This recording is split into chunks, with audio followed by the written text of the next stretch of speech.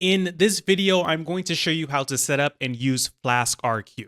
Flask-RQ is the Flask version of RQ, which is a lightweight and simple library for running background jobs through a worker. This library is a good idea if you have routes that need to either do heavy processing or have to wait for some kind of API response. In this video, I'll send emails as a background job as an example, because oftentimes it can take a few seconds to send an email from an app. Flask-RQ needs a Redis instance running somewhere, so I'll use Savala to set up the Redis data store so my app and worker can use it for the background jobs. For this video, I'm going to go through building the example from scratch, so it'll be easy for you to see how you can adopt it for your projects. So with that, let's get into building this example using Flask-RQ. Okay, so to get started, let me show you what I have. I have a contact.html file that I'm going to use for the form. And the reason is because I don't want to spend too much time writing the HTML. Everything else I'll write from scratch. So to begin, I'll create a UV project by doing UV init, and then I'll install the things that I need. So I need to install Flask, I need to install Flask-RQ, and I need to install Flask Mailman. And before I forget, I also need to install python.env because I'll be using a .env file for my environment variables. And then I'll go ahead and set the Flask debug mode to be on, so everything reloads automatically for me. So now I'll get rid of files that I don't need. I don't need main.py, and I don't need readme.md. All right, so I'll create a folder called app. This is where my Flask app is going to go. Inside of the app directory, I'll put a dunder init file. I'll also put an extensions.py file. I'll put a routes.py file, and finally, a jobs.py file. So extensions will be for the two extensions that I'm going to use, so Flask-RQ and Flask Mailman. Jobs will be for the background jobs that I want to run, and then routes will be the route that I am going to build. So the first thing I need to do is I need to set up the Flask app itself. So I'll say from Flask import Flask, and I'll go ahead and create the application factory function. So create app. And what I want to do is instantiate the Flask object here, and I will set up the configuration. So I'm going to put all of my configuration in an env file, and I'll show you what that looks like when I get to it. But because all of my configuration will be in the env file, I can use appconfig from prefixed env. So I'll show you what that looks like in a moment. Then at the end, I can return the app. So this is the basic thing that I need for a Flask app. So if I do uv run Flask run here, my server should start, and it does. And nothing happens when I go to it because I don't have any routes defined. So what I'll do is I will set up that route. So in routes.py, I'll import blueprints, and I'll go ahead and create it. So we'll call this the main blueprint. So blueprints, main, and dunder name. And then I'll use that blueprint to create a route. So I'll just put it on the index here. And we'll call this index, and I'm going to return the template that I have. So it's called contact.html. I need to import a render template, and I'll put this in a directory called templates, so it loads properly. So templates, I'll put contact.html in there. And then in my dunder init, I can do from.routes, import main, and then I can register that blueprint. So app.register blueprints, and then main. Okay, so this should be enough to display the form that I have. So this is the contact us form that I'm going to be using, and it just takes in two fields, an email and a message for this example video. All right, so the next thing I want to do is I want to set up my extensions. So I have two extensions that I'm working with. Like I said, Flask-RQ and Flask Mailman. So let me go ahead and set those up. So from Flask_RQ, import RQ, and from Flask_Mailman, import mail. And then I can just do RQ equals the class RQ, and same with mail. So mail equals mail. And then in my dunder init, I'll go ahead and import those. So from .extensions, import both mail and RQ. And then I'll just init both of those in my create app. So mail.init app will pass the app object, and same thing with RQ. So RQ.init app, and then we'll pass the app object. Okay, so the next thing I need to do is I need to set up an env file. So I'll create this env example here. So you can see what it's going to look like. So the first value that I need is going to be the value for Redis for Flask-RQ. So the name of this env example for the RQ connection will be Flask_RQ_connection. So by using from prefix env, it's going to look for anything that starts with Flask underscore. It's going to drop the Flask underscore and then use the rest of it as the configuration key. So in this case, it's going to be some Redis URL. So because I'm at this point, I can go ahead and create a Redis database. So you can create this anywhere. You can create it in your local environment, or you can create it elsewhere, like on a server. So what I'll do is I'll create it on Savala. So I'll go over to the dashboard and then find databases here. And then I'll create a database and I will select Redis. And then I'm okay with all of the defaults. It will give me a database name and a password. The location is fine and the resource size is fine. So I'll go ahead and hit create and I'll just wait for this database to create. So once it's done, the status over here will change and I'll wait for that. Okay, so we see it's ready. So typically you would use this on an internal network, meaning your app is also hosted on Savala, so you can use the internal connection information. But because I am going to be connecting from my local computer and the database is on Savala, I need to enable the external connection. So I'll toggle this public access. Then once I do that, it will then give me a host port, and then I'll see the password and URL. So what I want to do is I just want to copy the URL because that's all I need. And I'll go back over to the env file and I'll just paste in the URL that I have here. So this is all I need for Flask-RQ to be able to connect to my Redis database that I just set up. All right, so with that done, you also need some configuration values for email. So Flask Mailman will be looking for specific configuration values. So they all start with mail, but because I'm in the env file, I need to start with Flask first, and then mail, and then server as an example. So mail server will be the location of the server. So this is going to be SMTP. So I use Fastmail. So for example, with mine, it's smtp.fastmail.com.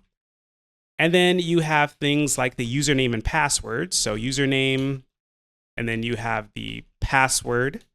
And then also you have the port. So Flask Mail port. And then there are two other settings that you need. So use TLS, and then also use SSL. So you can only use one of these, meaning one of these can be true, the other has to be false. So it just depends on what your email service is. So mine, for example, uses true, but others, it would use SSL. And just know that when you are creating environment variables inside of the env file like this, for Boolean values, you need to make it lowercase. If you make it uppercase, then it will register as being a string instead of a Boolean. So make sure it's lowercase true or lowercase false.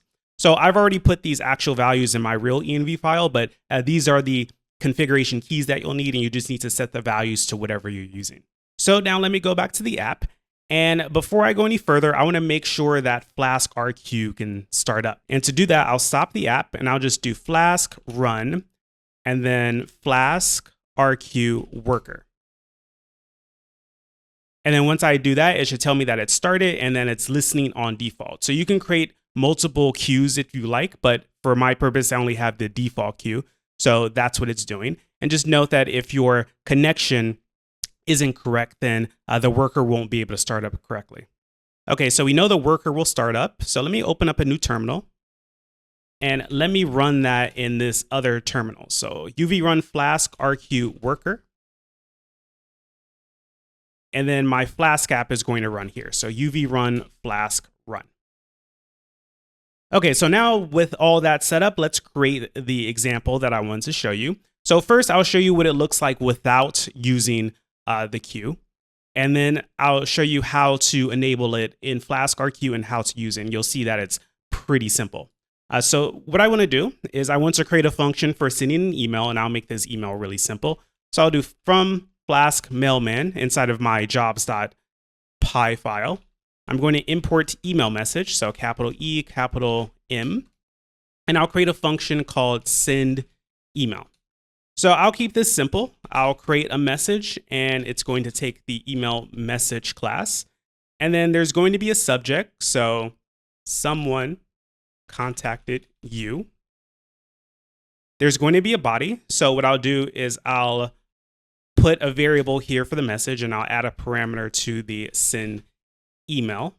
And then I need the from. So the from in my case is going to be support@prettyprinter.com, my website. And then the place that is going to send, I'll send it to my personal email. So that's the fourth one. So of course, you can do things like a CC, or you can do HTML, but I'm just keeping this really simple. So, the only thing that's going to vary here is going to be the message. But if you want to send to a different person, you could. If you wanted to send from, you obviously need to set that up in your settings because that needs to match. But you can change whatever you need here. And then at the end, I'll just do message.send. So this is going to send an email to someone. So I'll go over to my routes and I'll import requests. And then I'll set it up so if it's a post request, I'll send the email. And if it's a GET request, it's going to return the template. So if request.method is equal to post, then what I want to do is I want to get the email from the user. So email equals request.form.get. And let's see, what is the key in here? So email and message are the names. So get the email. And then the message is going to be here. So now let me go ahead and import from jobs. I'm going to import the send email function. And all I want to do here is send the email. So send email, and I need to pass a message. So the email that I want to send will be a combination of the message and the email that the user typed in. So let's make this an F string, and I'll just put the message here, and then I'll put a new line and then an email. So just to keep it really simple. And then I'll redirect here. So return, redirect, and then main.index. So I need to import redirect and also URL4, and that URL4 needs to go before this main.index here. All right, so let's give this a try. I'm going to fill out the form, submit it, and then it should send the email for me. So let's go over here. I'll refresh the page, and I'll just say hello@gmail.com as my email. I want to say hello there as the message. So let me go ahead and open up my network tools just so we can see how long it takes, and I'll hit send message. And we already get a problem. We're missing the method here, so that's easy to fix. So methods, and then it takes in post and get. So let me go ahead and try that again. So I'll send the message. And we see it's taking a while to redirect. So I'm still waiting. So we see this entire thing took 6.63 seconds. So that's a very long time for something to happen. And then we see I get the email here. So someone contacted you, and then we see the message, hello there, and then the text. So you obviously don't want your users to sit there and wait 6 seconds for a form to be submitted. So let's go ahead and convert this over to an RQ job. So to do that, I'll go back to jobs, and I will import from extensions my RQ object. And then all I need to do is decorate this function with rq.job. So once I do that, now I can use this as a job. So if I go back over to routes, the only thing I need to change about the send email is instead of just calling send email like this, I just need to add .enqueue. So enqueue here, and then pass the arguments that I have to enqueue instead of send email. So now let me just restart everything. Let me turn on the worker again to make sure that's ready. And then we can do our tests. So it's listening on default. And sometimes you'll have to restart the worker when you make changes to jobs.py. So that's why I just wanted to restart the worker here. So now let me go back over to the app and open up the network tab again, and let's see how long this takes. So for the email, I'll do hello@gmail.com. Hey there, and send message.